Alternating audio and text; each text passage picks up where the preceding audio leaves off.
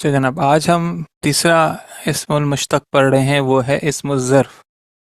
مگر اسم الظرف سے پہلے آپ کو ہمیں یاد ہو کہ ظرف ہم پڑھ رہے تھے، اور جب جملہ اسمیہ ہم پڑھ رہے تھے تب ظرف مختلف الفاظ معنوں میں آ رہا تھا، اور اسی طرح جب ہم نے جملہ فعلیہ پڑھا ہے تو وہاں بھی ہم نے ظرف پڑھا ہے۔ تو ہم نے یہ دیکھا تھا کہ ظرف جو ایسے وہ الفاظ ہوتے ہیں، ایسے حرف ہوتے ہیں جو جگہ یا وقت بتاتے ہیں، اور عموماً یہ مضاف بن کر آتے ہیں۔ ہر وقت نہیں، عموماً یہ مضاف بن کر آتے ہیں، اور یہ اپنے بعد آنے والے کو مضاف الیہ کر دیتے ہیں۔ تو جب یہ مضاف بن کر آتے ہیں تو یہ حالت نصب میں آتے ہیں، اور جیسے یہ فوقا، تحتا، اماما، خلفا، ورا، قبلا، بعدا، بینا، حولا، عندہ، مع، تلکا وغیرہ، تو یہ سارے ظرف ہیں۔ مگر جب ہم اصطلاح استعمال کرتے ہیں اسم الظرف تو فرق آ جاتا ہے ظرف اور اسم الظرف۔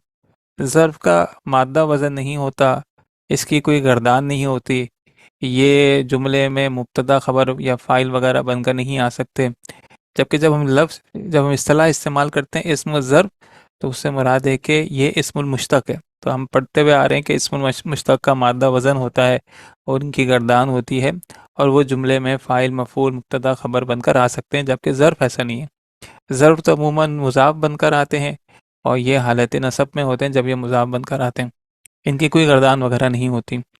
تو کیا فرق ہے ظرف اور اسم الظرف میں؟ ایک فرق تو یہی ہے کہ اسم الظرف جو ہے وہ مشتق ہے، جبکہ ظرف جو ہے وہ مشتق نہیں ہے۔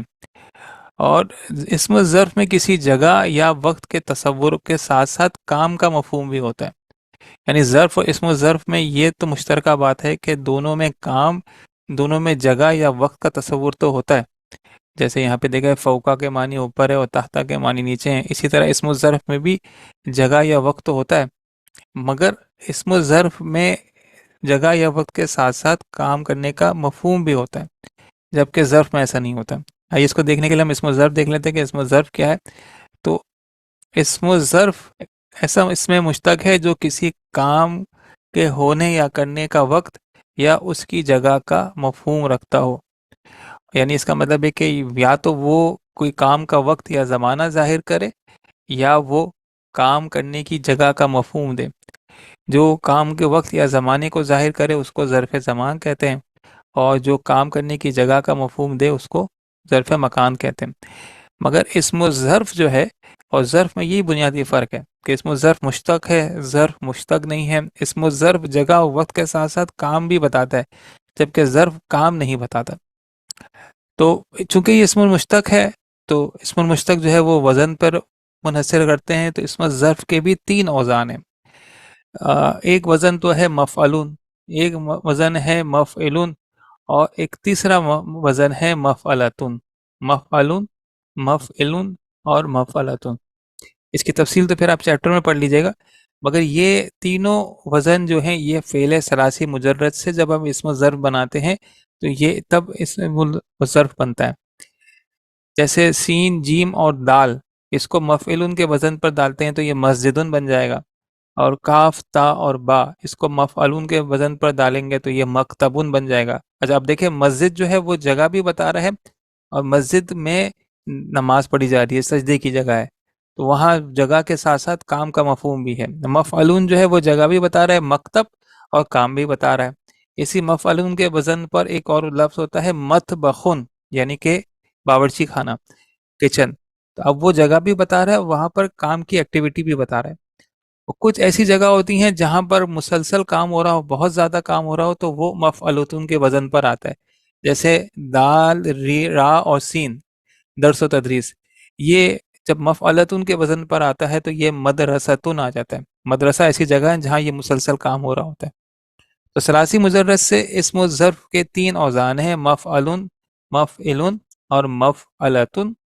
کچھ مفعلون کے وزن پر آتے ہیں، کچھ مفعلون کے وزن پر آتے ہیں، یعنی جو مفعلون اور مفعلون کا معاملہ ایسا ہے کہ ان کا کوئی ایسا قاعدہ نہیں ہے، یعنی مادہ جو ہے مفعلون پہ بھی آ سکتا ہے، مفعلون پہ بھی آ سکتا ہے، یعنی مغرب بھی صحیح ہے اور مغرب بھی صحیح ہے، مشرق بھی صحیح ہے اور مشرق بھی صحیح ہے، مگر اہل زبان جو ہے وہ مغرب اور مشرق استعمال کرتے ہیں، تو اب وہی استعمال میں آ رہا ہے۔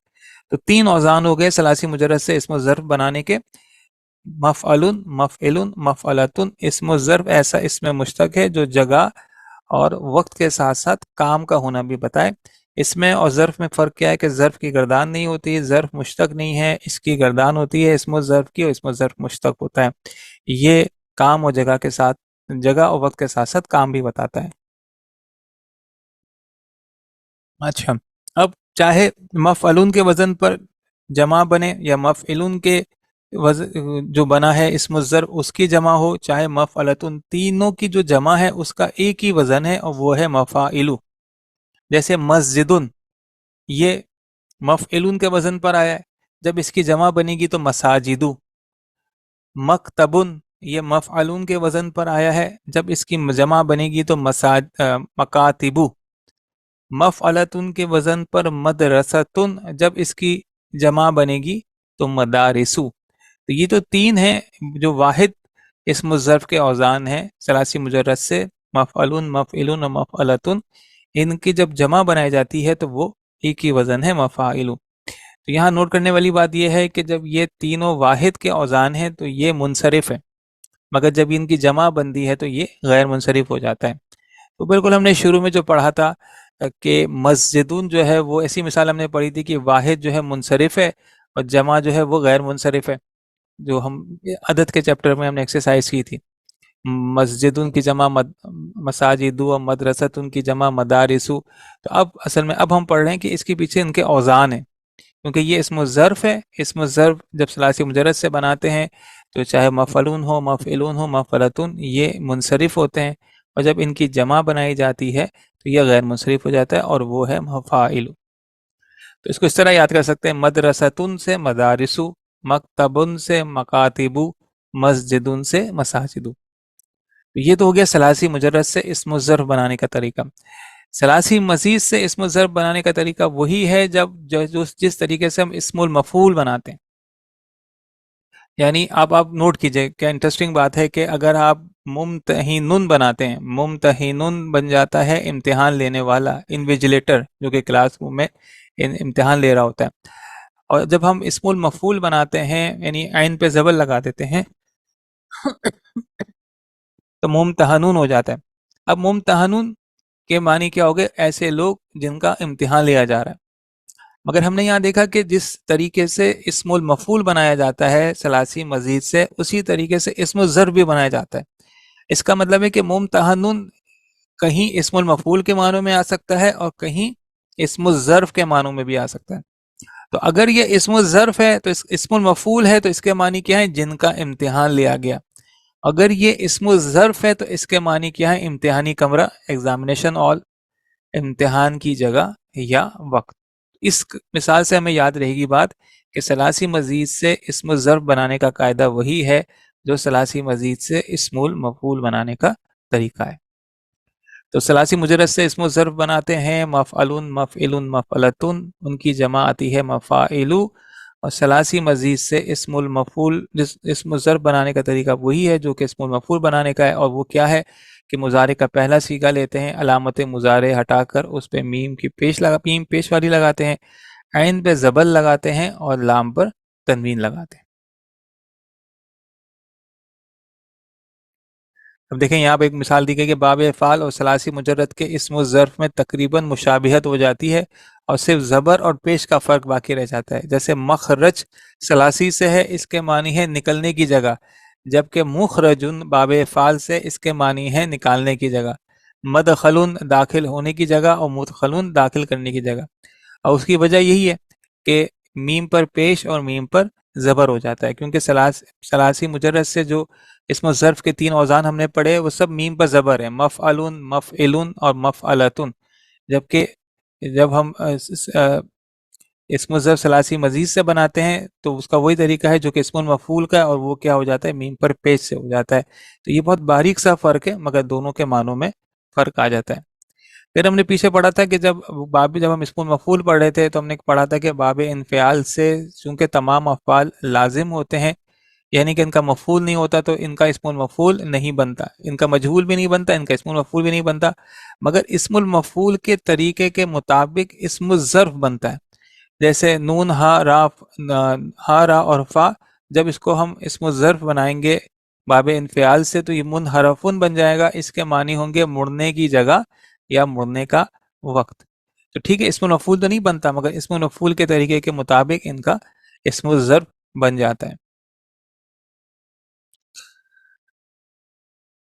اور بعض اسم ظرف ایسے ہوتے ہیں کہ جو جگہ اور وقت دونوں کے لیے آ سکتے ہیں، ہم نے پھر وہ سیاق و سباق سے فیصلہ کرنا پڑتا ہے کہ یہ جگہ کے لیے آیا یعنی وقت کے لیے آیا، یعنی یہ ظرف مکان ہے یا ظرف زمان ہے۔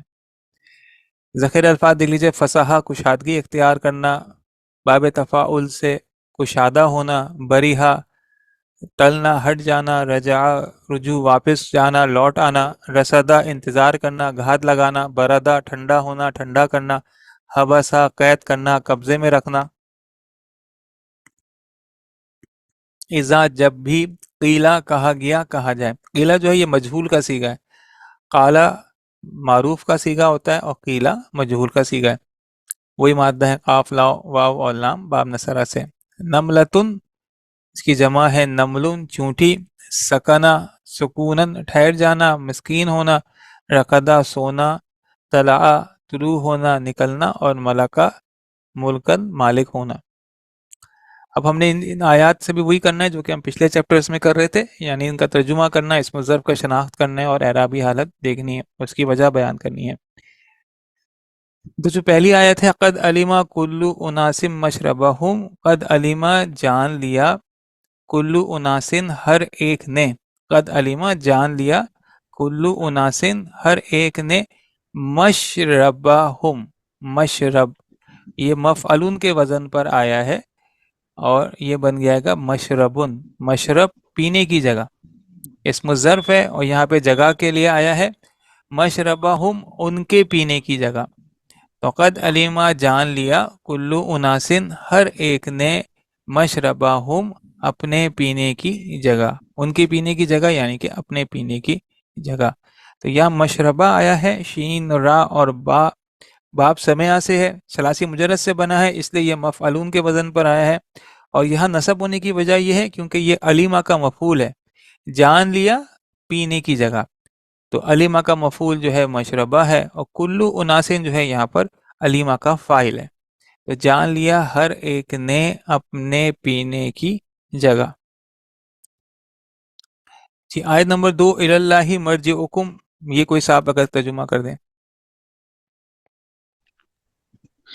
جی مرجعکم مفعل والے وزن پر ہے، مفعلن والے وزن پر ہے، اور یہ یہاں پر اسم الظرف ہے، الاللہ مرجعکم یعنی اللہ کی طرف لوٹنا، رجوع کرنا تم سب کا۔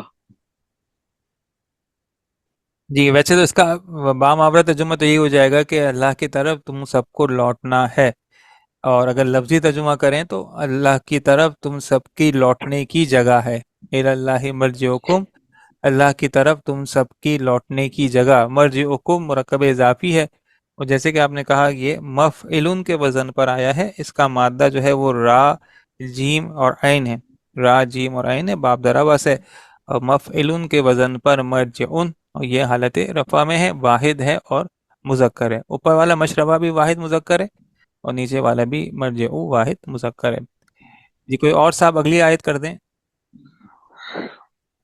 وَقَدُوا لَهُمْ كُلُّ مَرْصَدٍ، وا جو ہے اور یعنی حرف عطف ہے، اور عقدو جو ہے فعل امر ہے، لہم کلو جو ہے یہ کلو جو ہے مفعول ہے، اور مرصدین جو ہے یہ مضاف الیہ ہے، اور یہ مرصدین جو ہے اس میں ظرف ہے، اس کا مادہ ہے را صاد دال، باب نصرہ ینصرو سے رقدہ انتظار کرنا اور یا گھات لگانا، مفعلن کے وزن پہ ہے، اس کی اعرابی حالت جر ہے بوجہ مضاف الیہ کے، اور اس کا ترجمہ یہ ہے کہ اور ان کے لیے ہر جگہ گھات لگا کر بیٹھو۔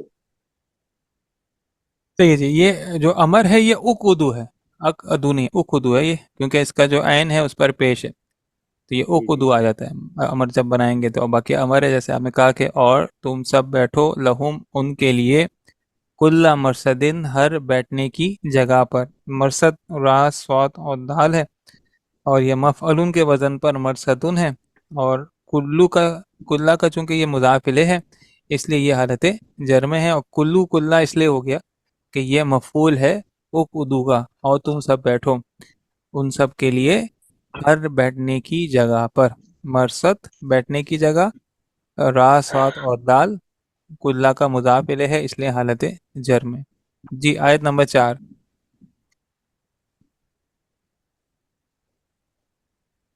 لا براؤ حتیٰ ابلغوا مجمع بحرین، لا جو ہے نہیں ہے، ابراہو جو ہے یہ فعل ہے، یعنی اس کا مادہ ہے کہ باراہا، باب ثنیہ سے ہے، بریہا ٹلنا، حتیٰ جو ہے جب تک، یہ نواصب مضارع ہے یہاں پر، یعنی حرف جار نہیں ہے، نواصب مضارع ہے۔ اب لوگوں حالت نصب میں ہے اور فعل ہے، اور یہ یعنی مضارع ہے، واحد متکلم کا صیغہ ہے اب لوگوں، 13واں صیغہ۔ مجمع اور مجمع البحرین مفعول فی ہے، مجمع ملنے کی جگہ مفعول فی ہے مفعلن کے وزن پر، اور بحرین جو ہے یہ تثنیہ کا صیغہ ہے، 2 سمندروں کی جگہ، اور یہ حالت جر میں ہے مضاف علیہ کی وجہ سے بوجہ۔ اس کا ترجمہ کچھ یوں ہوگا کہ میں رکوں گا نہیں یہاں تک کہ 2 دریاؤں کے ملنے کے مقام پر، یعنی اس کے سمندر پر نہ پہنچ جاؤں۔ جی جناب ماشاء اللہ، یہ لا جو ہے وہ آپ نے نہیں کا کہا تھا، یہ لائے نفی ہے، لائے نہیں جو ہے نا وہ مضموم کر دیتا ہے، لائے نفی کچھ نہیں کرتا، تو یہ لائے نفی ہے۔ اور جیسا آپ نے کہا کہ اب رہو 13واں صیغہ ہے واحد متکلم کا، میں نہیں رکوں گا یا میں نہیں ٹلوں گا حتیٰ، یہاں تک کہ، حتیٰ جو ہے وہ ناصب مضارع، یہ مضارع کو منصوب کر دیتا ہے، یہ ابلغو تھا حتیٰ کی وجہ سے ابلغا ہو گیا، ابلغا بھی 13واں صیغہ ہے واحد متکلم کا، تو میں نہیں رکوں گا یہاں تک کہ میں پہنچ جاؤں مجمع البحرینی، 2 دریاؤں کے سنگم پر۔ بحرن کی مثنیٰ ہے بحرانی، بحرینی، تو بحرینی چونکہ مضاف الیہ ہے اس لیے یہ حالت جر میں۔ مجمع البحرین مرکب اضافی ہے، اور مجمع جو ہے وہ اسم الظرف ہے، جیسے کہ آج ہم نے دیکھا ہے یہ مفعلون کے وزن پر مجمعون ہے۔ آپ یہاں نصب ہونے کی جو وجہ ڈاکٹر صاحب بیان کر رہے ہیں وہ ایک اصطلاح استعمال کی انہوں نے، مفعول فیہ۔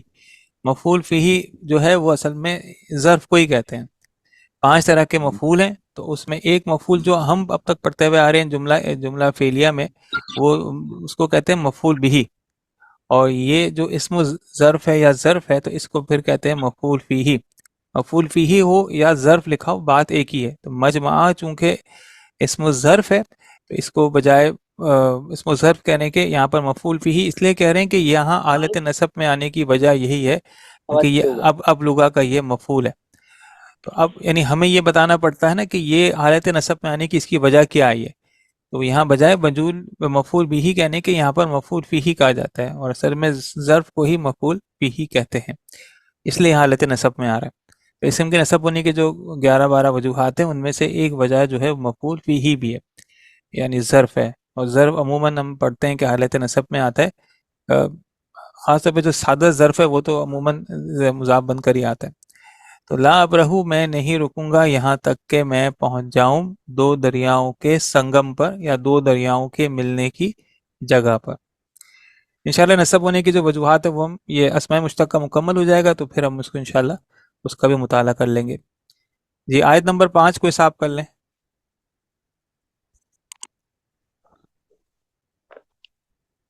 رب المشرق والمغرب وما بینہما، رب ہے مشرق اور مغرب کا اور جو اس کے درمیان ہے ان سب کا۔ مشرق اور مغرب یہ دونوں ہیں، اس میں ظرف ہیں، ویسے تو مغربو آنا چاہیے لیکن یہ دو ہے مفعل کے وزن پر آتے ہیں مغربن، لیکن یہ کچھ 10 جیسے آپ نے بتایا کہ اس میں سے یہ اس دوسرے پہ آتا ہے مفعول ان پہ، مشرق مغرب۔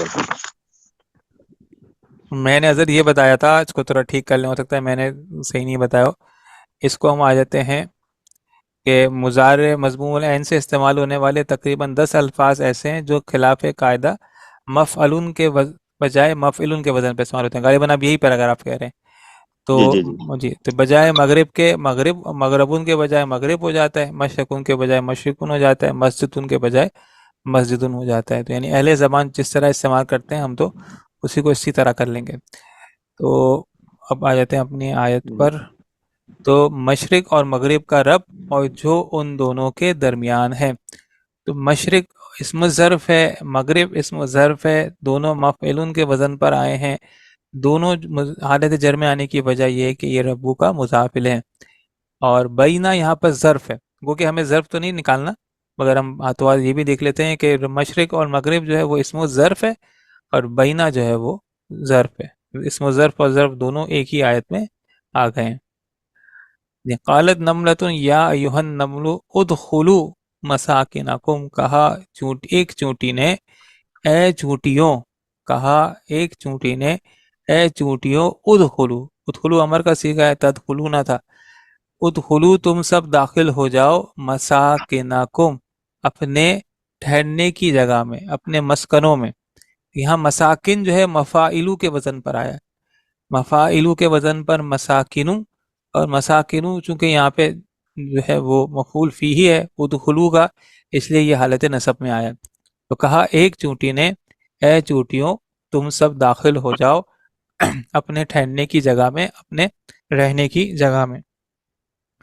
لقد کان لسبعین فی مسکنہم آیا، یقیناً اہل سبا کے لیے یا سبا والوں کے لیے ان کے ٹھہرنے کی جگہ میں نشانی تھی، یقیناً سبا والوں کے لیے یعنی قوم سبا کے لیے ان کے ٹھہرنے کی یا ان کی مسکن میں نشانی تھی ہم اس لیے کہہ رہے ہیں کیونکہ کانا آ کے، اور کانا جو ہے وہ ترجمے کو ماضی میں لے کے جاتا ہے۔ تو مسکن ہے یہاں پر، اوپر مساکن تھا، یہاں پر مسکن ہے، یعنی اس کا وزن جو ہے مفعلون کے وزن پر مسکنن، اور یہاں پر یہ فی کی وجہ سے حالت جر میں آ گیا، اور سین کاف اور نون جو ہے وہ اس کا مادہ ہے، باب نصر سے آیا۔ مم بعثنا من مرقدنا، مم بعثنا کس نے ہمیں اٹھایا، مم بعثنا یا من جو ہے وہ استفہامیہ ہے، سوالیہ ہے، کس نے ہمیں اٹھایا، ہمیں اٹھایا ہم کہاں سے آ گیا، کیونکہ یہ 14واں سیغہ ہے، جمع متکلم کا سیغہ ہے، ماضی کا، بعثنا، تو کس نے اٹھایا ہمیں، سوری معذرت، بعثا الگ ہے اور نا الگ ہے، بعثا تو واحد مذکر غائب کا سیغہ، اور نا جو ہے وہ مفعول ہے، ضمیر متصل ہے۔ تو من بعثنا کس نے اٹھایا نا ہمیں، من جو ہے وہ بعثا کا فاعل ہے، من مرکدینا ہمارے سونے کی جگہ سے، ہمارے آرام کرنے کی جگہ سے۔ تو من بعثنا من مرکدینا، مرقد ہے یہاں پر اسم الظرف، عموماً اردو میں بھی یہ قبر کے لیے استعمال ہوتا ہے، اور مفعلون کے وزن پر مرقدن، من کی وجہ سے یہ حالت جر میں آ گیا، یعنی مرکب جاری ہو گیا، من مرکدی، تو اس میں جارہ من کی وجہ سے یہ مرکدی ہو گیا، را قاف اور دال جو ہے وہ اس کا مادہ ہے، ثلاثی مجرد سے آتا ہے۔ تو کس نے اٹھایا ہمیں ہمارے سونے کی جگہ میں سے، ہمارے آرام کرنے کی جگہ میں سے، ہمارے رہنے کی جگہ میں سے۔ رب السماواتی والارضی وما بینہما، یہ تو اوپر بھی ہم نے کر لیا ہے، آسمانوں اور زمین کا رب اور جو ان دونوں کے درمیان میں ہے۔ رب السماواتی والارض، آسمانوں اور زمین کا رب اور جو ان کے درمیان میں ہے۔ ورب المشارق، یہ مشارق ابھی ہمارے پاس نیا آیا ہے، مفاعلو کے وزن پر مشارکو، مفاعلو کے وزن پر مشارکو، ربو کا چونکہ یہ مضاف الیہ ہے اس لیے یہ حالت جر میں ہے، ربو کا مضاف الیہ ہے اس لیے یہ حالت جر میں ہے، اس کا مادہ وہی شین، را اور قاف ہے۔ تو آسمانوں اور زمین کا رب اور جو ان کے درمیان میں ہے، اور مشرقوں کا رب۔ جی جناب، 10واں ہے ھذا مغتسل بارد، کوئی صاحب اس کا ترجمہ کر دیں۔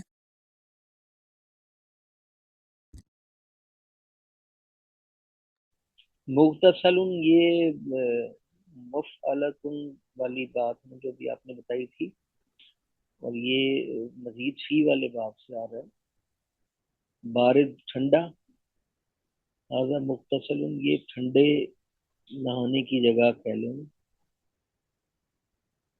یہ مغتسل کون سے باب سے آیا ہے؟ یہ مزید فی میں سے ہے مغتسل جی، تا بتا رہا ہے کہ یہ باب افتعال سے، افتعال سے. افتعال سے اس کا مادہ جو ہے وہ غین سین اور لام ہے، اور باب افتعال سے آیا ہے، اور میم پر پیش سے ہم نے پہچان لیا کہ یہ ثلاثی مزید سے. ثلاثی مجرد میں تو سب پہ میم پر زبر ہے، میم پر پیش سے ہم نے پہچان لیا کہ ثلاثی مزید سے، اور تا سے ہم نے پہچانا ہے کہ یہ باب افتعال سے.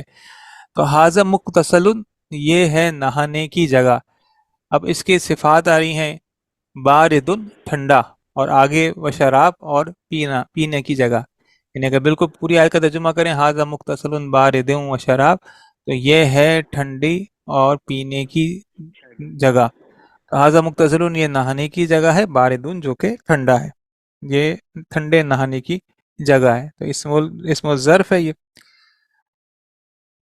جی اگلی آیت ہے اذا قیل لکم تفسحوا، جب بھی کہا جائے تم سب سے، تفسحوا تم پھیل کے بیٹھو، کشادگی اختیار کرو. فا سین اور ہا کے معنی کشادگی اختیار کرنا، فصاحت ابھی ہم نے پڑھا. تو باب تفعیل سے اس کے معنی ہے باب تفاعل سے اس کے معنی ہے کشادہ ہونا.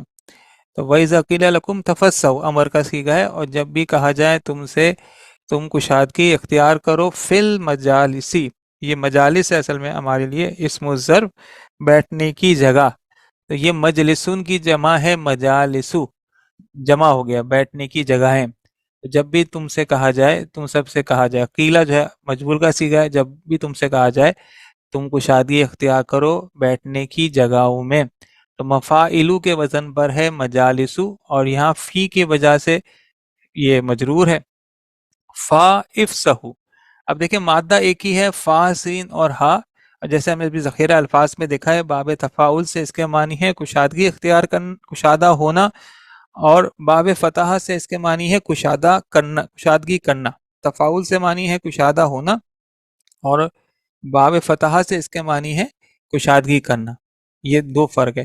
تو وَإِذَا قِيلَ لَكُمْ تَفَسَّحُوا، اس وقت امر آیا باب تفاعل سے، اور اس کے بعد آیا افسحوا، یہ آیا یہاں پر باب فتح سے.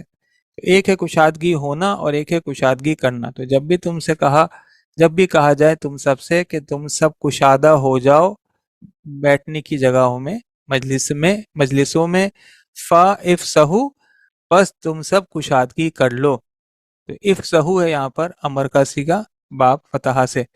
اور آج کے سبق کے مطابق مجالس جو ہے وہ اسم الظرف ہے.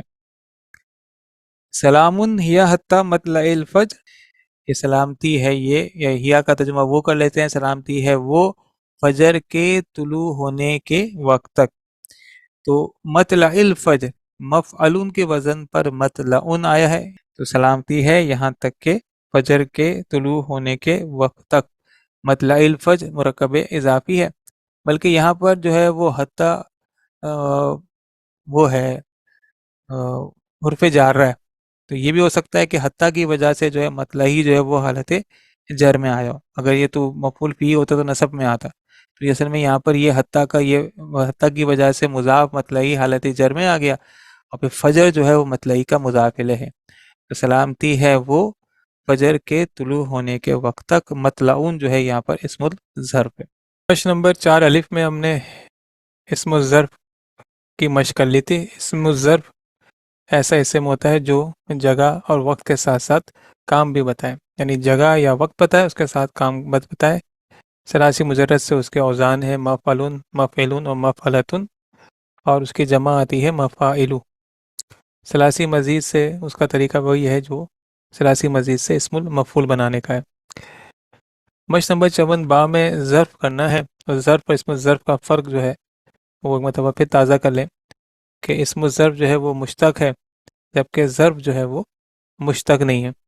اسم الظرف جو ہے رفع نصب جر آ سکتا ہے، وہ جملے میں اس کے استعمال کے مطابق اس کی اعرابی حالت آ سکتی ہے. ظرف جو ہے وہ عموماً مضاف بن کر آتے ہیں، اور ایسی صورت میں یہ حالت نصب میں ہوتے ہیں. اور اہم ترین فرق یہ ہے کہ ظرف جو ہے وہ جگہ بتاتا ہے یا وقت بتاتا ہے، کام نہیں بتاتا، جبکہ اسم الظرف جو ہے وہ کام بھی بتاتا ہے. جیسے مسجد، نماز کی جگہ، یا مدرسۃن درس و تدریس کی جگہ، تو مطبخن وہاں پر کچن کا کام ہو رہا ہے، تو وہ کام بھی بتا رہے ہیں، یعنی جگہ اور وقت کے ساتھ ساتھ کام بھی بتاتے ہیں۔ تو ان آیات میں ہم نے ظرف تلاش کرنا ہے۔ کتبہ علیکم الصیام، کتبہ جو ہے وہ مجہول ہے، اور صیام جو ہے وہ اس کا نائب الفاعل ہے۔ تو فرض کیے گئے تم سب پر روزے، کما کتبہ جیسے کہ فرض کیے گئے، علی الذین من قبلکم تم میں سے پہلے والوں پر۔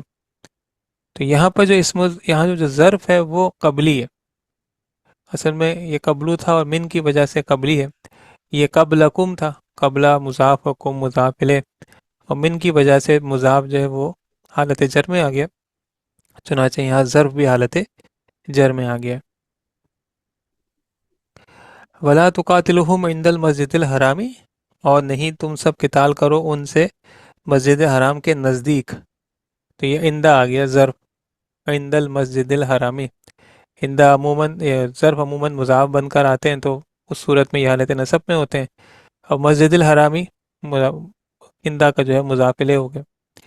اور تم سب قتال نہ کرو ان سے مسجد حرام کے نزدیک، حتیٰ یہاں تک کہ یقاتلوکم فیہ، یہاں تک کہ وہ سب قتال کریں تم سے فیہ اس میں۔ لا لا لا اکلوا من فوقہم ومن تحت ارجلہم۔ آیت نمبر 3 کا کوئی ترجمہ کرتے اور ظرف بھی بتا دے کہ اس میں ظرف کہاں پر ہے۔ لا اکلوا من فوقہم ومن تحت ارجلہم، یہ فوقہ ہے، پہلے ظرف ہے اور پھر تحت ہے۔ یہ فوقہ تھا، من کی وجہ سے فوقی ہو گیا، ایسے تحت تھا اور من کی وجہ سے تحتی ہو گیا۔ اور کھاؤ لا آکلوا، اور وہ کھاتے اپنے اوپر سے، ومن تحت ارجلہم، اور اپنے نیچے سے بھی، یعنی کہ زمین سے بھی اور آسمان سے بھی اللہ کی رحمت ہوتی ہے۔ ٹھیک ہے جی، ماشاءاللہ۔ فوقی اور تحتی یہاں پر ظرف ہے، اور من کی وجہ سے دونوں جو ہے وہ حالت جر میں ہو گئے ہیں۔ وہ کھاتے ہیں، یقیناً وہ کھاتے ہیں اپنے نیچے سے اور اپنے اوپر سے۔ تو یہاں پر فوقی اور تحتی جو ہے وہ حالت جر میں ہے من کی وجہ سے۔ جی اگلی یہ آیت کوئی کر دیں۔ کھاتے بعد ہیں لا آکلوا، یہ جی کیا پوچھ؟ تحبسونہما من بعد الصلاۃ، ٹھیک میں پوچھ رہا تھا تحبسونہما من، جو ہے، جو لا آکلوا ہے، جی، اس کا ترجمہ کیا ہوگا؟ کھاتے ہیں؟ ویسے تو اکلو ماضی کا صیغہ ہے، مگر یہاں پر جو ہے وہ سیاق و سباق لا، کے حساب سے ترجمہ کرنا پڑے گا۔ جی جی، تو میرے پاس تو جو ترجمہ ہے وہ مستقبل کا ہے، یقیناً وہ کھاتے ہوں گے۔ تو یا تو وہ کھاتے ہوں گے، اب وہ کانٹیکس دیکھ لیجئے کہ کانٹیکس کے حساب سے یہاں پر ماضی ہوگا یا مضارع ہوگا، کانٹیکس دیکھ لیجئے گا۔ چل جزاک اللہ۔ ٹھیک ہے جی۔ اکلو جو ہے نا وہ ماضی کا تیسرا صیغہ ہے، اکلا اکلا اکلو، اور لام جو ہے وہ تاکید کا ہے۔ یہ ایسے کم ہی ہمیں موقع ملے ہیں جب ہم نے لام تاکید جو ہے وہ مبتدا کے ساتھ دیکھا یا شروع کسی فعل کے ساتھ دیکھا ہے، ورنہ عموماً علاقے میں تاکید جو ہے وہ آگے چلے جاتا ہے خبر کے ساتھ، اس صورت میں اس کو لام مزحلقہ کہتے ہیں۔ ہوتا وہ میں لام تاکید ہی ہے، مگر وہ مزحلقہ ہو جاتا ہے، یعنی آگے کھسک جاتا ہے جب انا شروع میں آ جاتا ہے۔ تو یہاں تو ہمیں فعل کے ساتھ ہی لام مل گیا۔ جی آیت ایسے جی پیچھے میرا آ رہی کہ اگر وہ اللہ کی ہے حد نافذ کرتے تو پھر ان کے یعنی کھاتے اپنے اوپر سے بھی نیچے سے بھی، جی صحیح ہے جی، ایسے ہی ہے، وہ کانٹیکس کے حساب سے تو ہی کریں گے کہ یقیناً پھر وہ کھائیں گے اپنے نیچے سے اور اپنے اوپر سے۔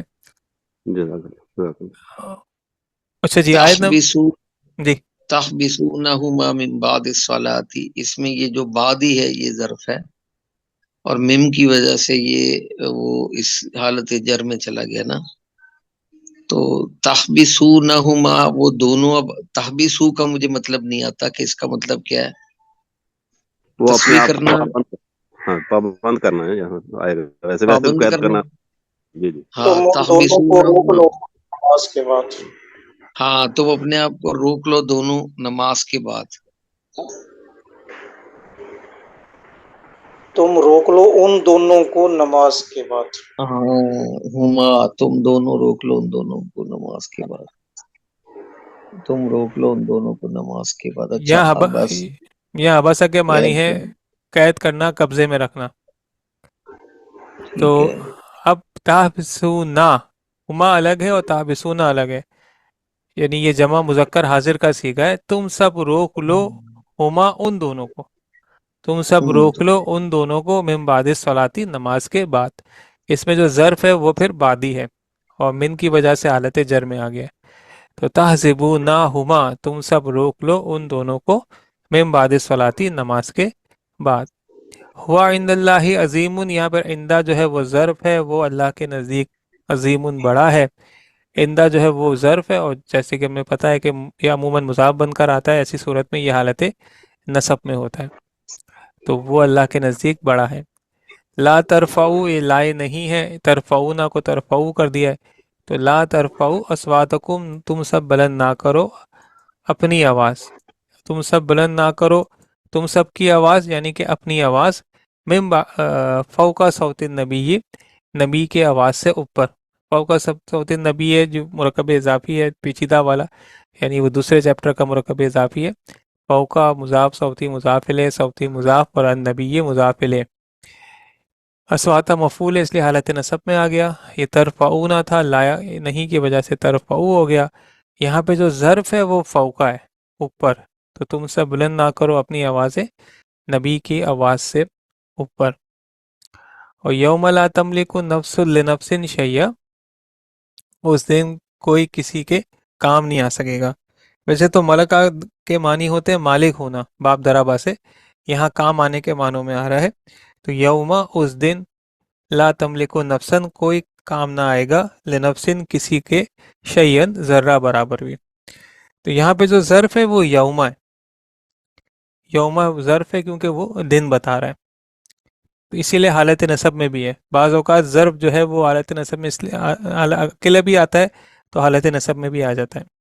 تو یوم لا تملک نفس لنفس شیئا، اس دن نہیں کام آئے گا کوئی کسی کے ذرہ برابر بھی.